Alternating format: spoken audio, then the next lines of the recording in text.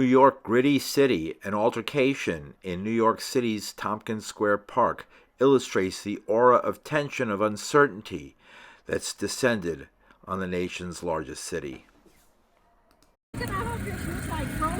Here I am traveling with Chris Flash from The Shadow, as we've heard of the police tape at 7th and A, where we told there was blood everywhere, which I did see earlier and stepped over, and it was really disgusting. And here it is over here.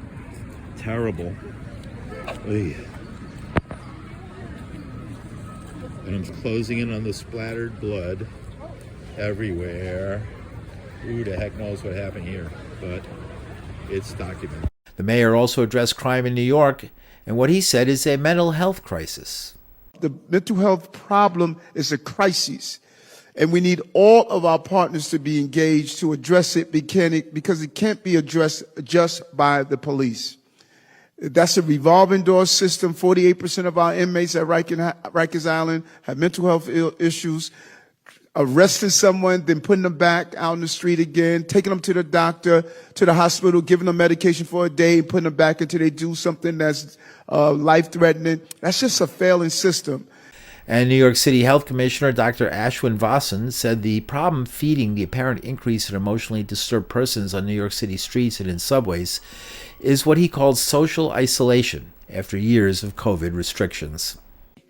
This is a huge issue for this administration. We have three major priorities: addressing our youth mental health crisis, addressing our rising rates of overdose, which underneath it all is also a mental health crisis, and addressing our crisis of serious mental illness, which is most closely connected to the events the mayor described and the events you're all asking about.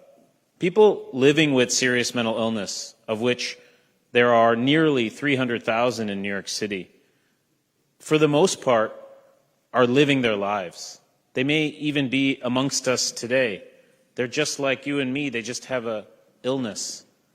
There's a small subset, a very small subset, in fact, that need assisted care or might need more supports. But one thing is clear. Everyone living with serious mental illness needs three things. They need health care, they need a home, and they need a community. And too often, we work a lot on providing the first two, but we don't think enough about the third. And the third really drives people into isolation, social isolation, which can worsen into crisis and often end up in the events that we see and that cause us so much pain and trauma. New York City Health Commissioner Dr. Ashwin Vasan. Mayor Adams also said today the city isn't as safe as it should be. Nevertheless, he also pointed to an uptick in transit ridership, tourism, and office occupancy in the city, and said reports of crime on the subway can create false perceptions. But many New Yorkers say since COVID, the city has been noticeably more tense. Today, the problem of sudden and bloody violence in New York played out near Tompkins Square Park in the East Village. A report from the blog evgrieve.com says an Uber Eats delivery man was slashed in the face Thursday afternoon. He was hospitalized, but his condition was not life-threatening. The reason for the slashing isn't known, but it happened right inside the 7th Street and Avenue A entrance to the park. Pools of blood could be seen along the sidewalk.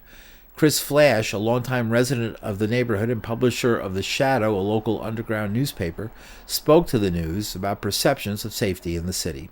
So what did you see when you came here?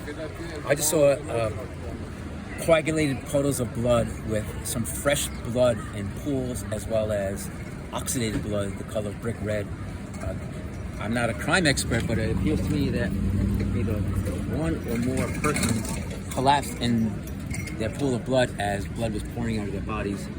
So you have a lot of blood splatter, a lot of blood trails. There's a lot of blood splatter, which indicates a struggle, a tussle, active knifing, fighting, rolling around, collapsing. It's anyone's guess. It was a pretty ugly scene, and it wasn't like this last night. So somewhere between last night and this morning. I think it happened a short time ago, because if the blood was liquid. Good point. There's this little period where the night people phase into the morning people, and things happen in that little time period between 4 in the morning and like 7 in the morning, 6 in the morning, that little 2 or 3 hour window. Crazy shit goes on. Most people don't know because they're sleeping, getting ready for work the next day.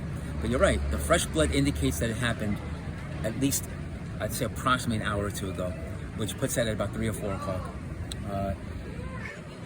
Anyone's guess what happened here. It's obviously a very violent struggle. It looks like at least one person attacked somebody else, or 2 people going at it attacking each other.